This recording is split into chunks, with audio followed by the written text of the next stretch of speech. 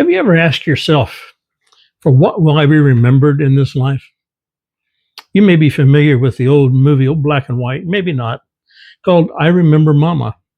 Well, in this movie, it's kind of a gripping story about how Mama touched the lives of all of her family and friends and neighbors, relatives, everyone, and made such an influence in them. Well, I want to share some memories similar to that.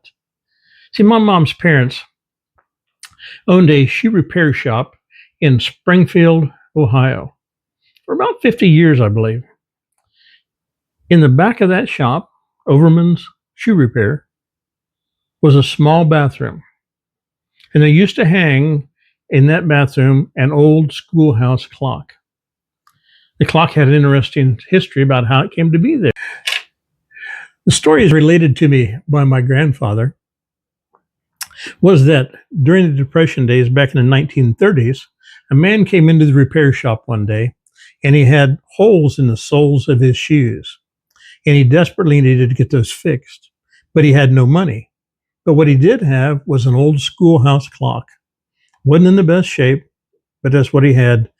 Grandpa didn't need the clock, but he agreed to trade the man for the repairs anyway.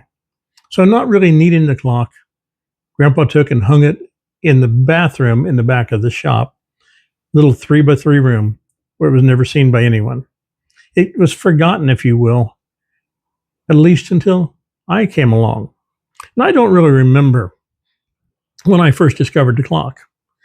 We, as I was growing up, lived in a little rural community out in a place outside of Tip City, Ohio.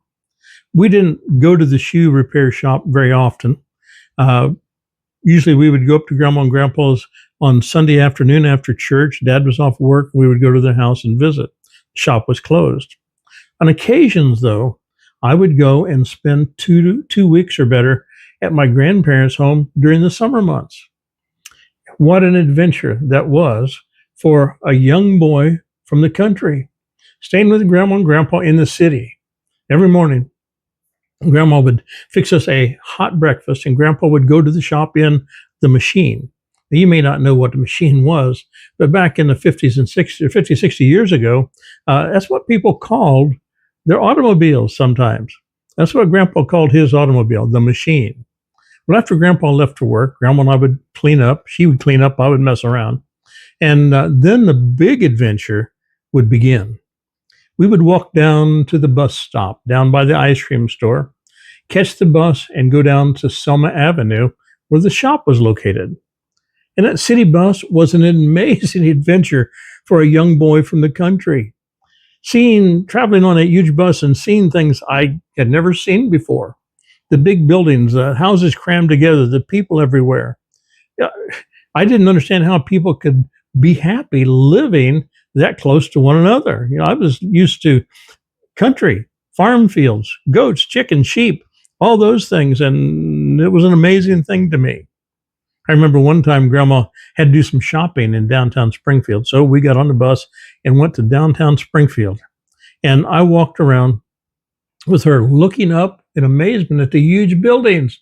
They probably were 5, 6 stories high, but to me, they were skyscrapers. And I remember the Tootsie Q Diner on Selma Avenue. Amazing place to eat. T-O-T-Z-Q Diner. Okay.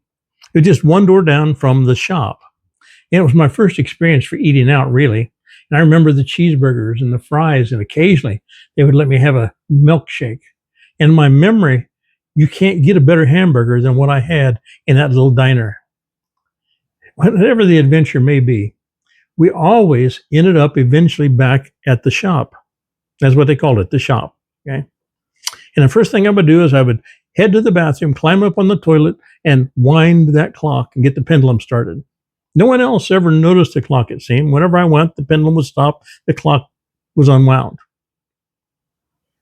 But maybe, just maybe, that old clock had as many memories for my grandma and grandpa as it did for me. Because you see, they gave it to my wife and I as a wedding present on our wedding day 58 years ago, which is this coming weekend. We still have that clock, and I remember Grandma and Grandpa and something good every time I see it. Now, my question for you is, for what will you be remembered? What legacy will you leave behind? Will it be material possessions? Will it be something more? And I pray that my children and grandchildren, friends and relatives and family will remember me because of my relationship and dependence upon Christ. I want them to understand what Paul meant when he wrote, "For me to live is Christ, and to die is gain." That's the legacy that I want to be remembered for. How about you? What's the most important thing in your life to you? Is it a hobby, some sport, some club, some organization? Is it painting? Is it some craft? Is it YouTube? Is it Facebook? All those things you see are short lived, and they can give us a little joy for the moment, but as they say, you can't take it with you. And will it really make a difference to those that you leave behind? What are you be remembered for? I know some folks just refuse to think that far ahead. They refuse to acknowledge that death is somewhere in their future, or how it will affect those that they leave behind in their lives. Let me suggest to you that just maybe it's time you start taking your legacy seriously. I remember reading several years back about a man who had been a football fanatic. He had been just so caught up in the football ethics and the atmosphere, everything that took place with football. He had his house decorated with his favorite team's logos and shirts and everything he could get. He watched every game, never missed a game. He would rewatch all the reruns, time and time again. He would record them. He was just a fanatic. When he died, his family wanted to honor that.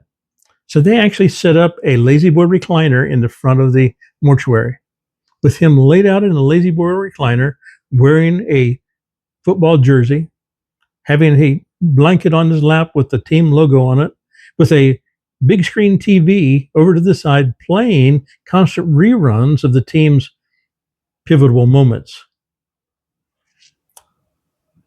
Is that what you want to be remembered for?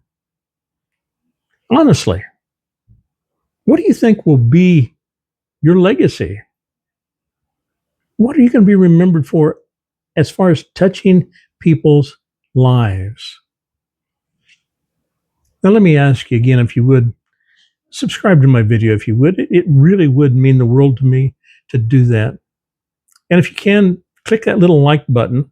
It makes a big difference in how YouTube sees you and the importance of your channel.